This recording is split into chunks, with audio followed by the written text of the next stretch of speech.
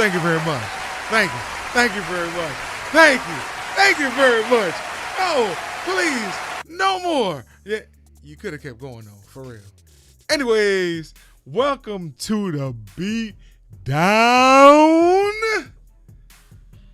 Brought to you by the Fighter Share Report.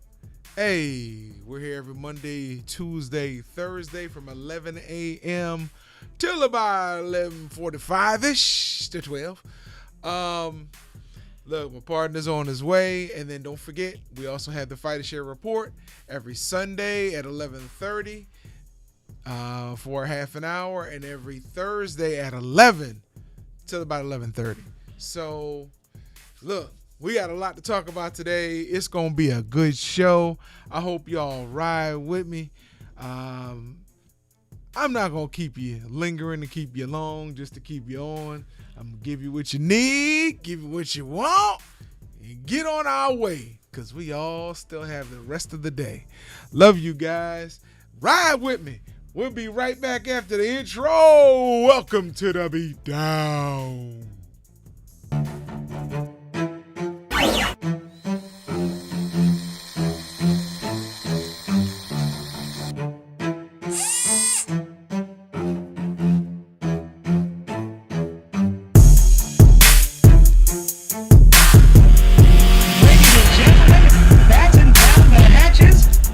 Introduce you to the greatest combat sports show bar none. You are now in the Beatdown. You wanna get beat down? Let us now introduce you to your host, the Badger, and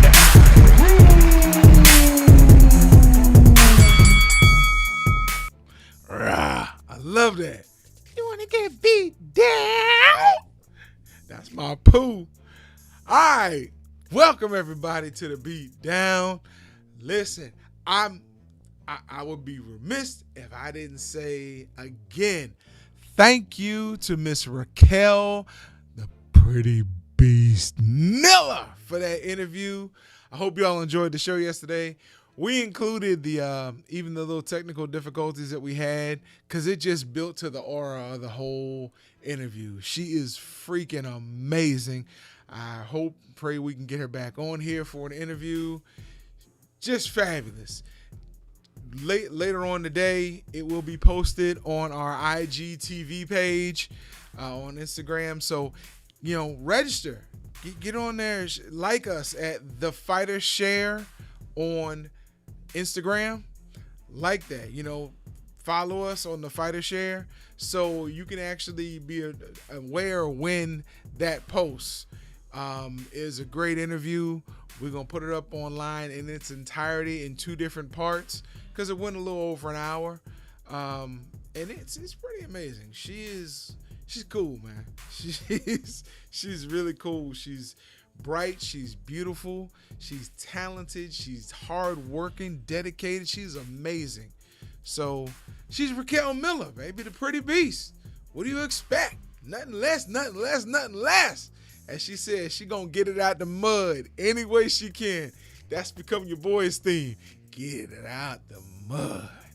Listen, we got a big fight coming up this weekend. If you don't know about this fight, I don't know the rock you were under, but we also got a fight tonight with Neil Magny. So I'm gonna wait till my partner, I'm gonna give him a chance to try to get here.